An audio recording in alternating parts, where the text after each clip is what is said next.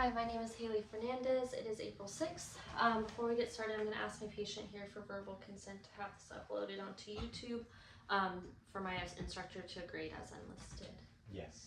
All right, I'm going to do a 360 view of the room.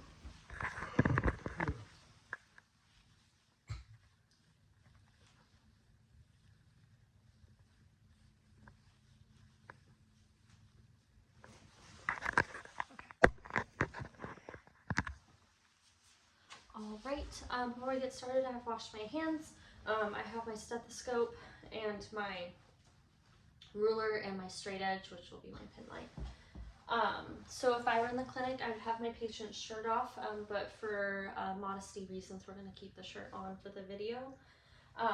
If we were in the clinic, I'm just going to verbalize, but I would have my patient lying supine and sitting straight up. I would do a blood pressure on both arms to compare on each positional change as well, to check bilaterally and compare each one for any orthostatic changes.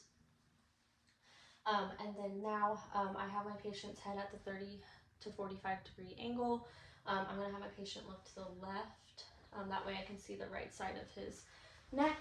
I am checking for jugular vein distension, of which I don't know any JVD. I'm going to check his jugular venous pressure here. I'm going to find the highest point of the pulsation right here. And then I'm going to use my ruler here to go to the sternal notch. And I note that it is 2 centimeters, which is normal finding. Typically it should be under 3 centimeters. Now I'm going to palpate for the carotid arteries. I'm going to do this unilaterally, still to compare both sides, but that way I don't cut off any perfusion to the brain. I'm going to avoid the highest part of the carotid, that way I don't drop his blood pressure as well. So I'm going to palpate here with my finger, noting a brisk upstroke, no thrills palpated, and now going to the left side. I have cold hands, sorry. I am noting no thrills and a brisk upstroke as well, which are both normal findings. I'm now going to use I'm going to auscultate both carotid arteries as well, checking for any bruits. I'm going to use the bell and diaphragm of my stethoscope. Use my diaphragm, the right side, as well as my my bell. No bruit noted. Now on the left side. Bell. No bruit noted. Those are normal findings. Now I'm looking at my patient's chest area. I do not note any deformities. He has symmetrical chest rise with respirations. I don't note any pectus excavatum or carinatum. I don't see any visible pulsations to the apical, abdominal aorta, or any of the precordial areas, which those are normal findings as well. I'm going to palpate using the pad of my palm of my hand and fingers to check for heaves, lifts, or thrills. I'm going to start at the right intercostal space at the aorta area, going to the left second intercostal space at the pulmonic, going to the tricuspid area at the left sternal border, fourth intercostal space, as well as the mid-clavicular line at the 5th intercostal space. This is the mitral area, or the point of maximal impulse. I'm palpating here. I'm noting a strong pulse. It's about 2.5 centimeters, which is normal. And I do not palpate in any of those areas any heaves, lifts, or thrills. I also am going to palpate the abdominal aorta here above the umbilicus at the epigastric area. And I do not palpate any heaves, thrills, or lifts. I'm now going to, I also note that it was non-pulsatile, but it was palpable, which is also a normal finding at the abdominal aorta. I'm now going to auscultate in all the same areas, noting any bruits, murmurs, or rubs.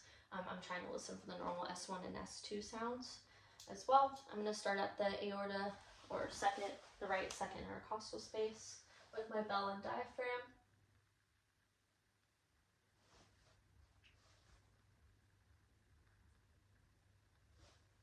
Go to the pulmonic or the second intercostal space on the left with my bell and diaphragm. At the pulmonic area, you can typically, it is normal to sometimes hear the physiological splitting of the S2 sound. This is when someone would deeply inhale. It's when the aorta and pulmonic valves close separately.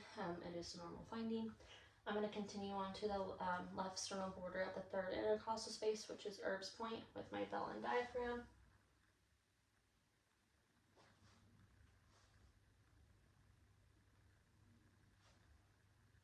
Move on to the fourth intercostal space, left sternal border at the tricuspid, with my bell and diaphragm. And now I'm moving on to the apex of the heart, which is the midclavicular line at the fifth intercostal space.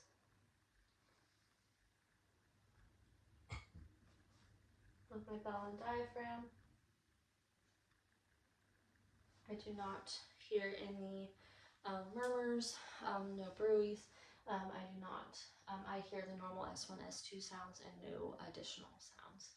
I'm going to auscultate for the abdominal aorta, listening for any bruits. There with my bell and diaphragm.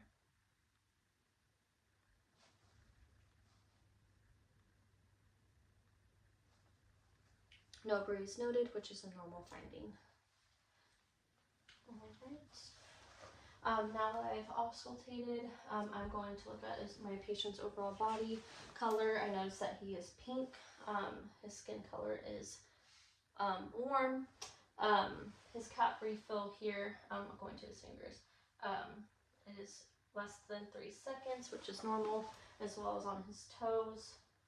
Less than 3 seconds. I don't know any sort of cyanosis to his mouth, toes, or fingers or toes. I don't know any clubbing. I'm looking at his fingers. I don't know any tar staining, splinter hemorrhages, or any other abnormalities there. I don't note any edema, varicose veins. I note to his body, I note that his hair and skin color to his legs are normal as well, which shows good perfusion. I'm now going to palpate his pulses. I'm going to start checking bilaterally to his brachial arteries. Noting they are 2+ and strong. Radial, 2+ and strong. I am going to auscultate at the femoral arteries, noting any bruits. I'm going to do it bilaterally with my bell and diaphragm. Starting at the left side. No bruits noted. Going on to the right.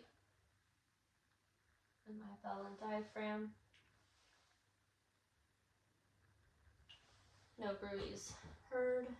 I'm now going to palpate the femoral arteries. 2+ and strong. I'm going to go to the popliteal. My hands are cold. 2+ and strong. Posterior tibialis. 2+ and strong.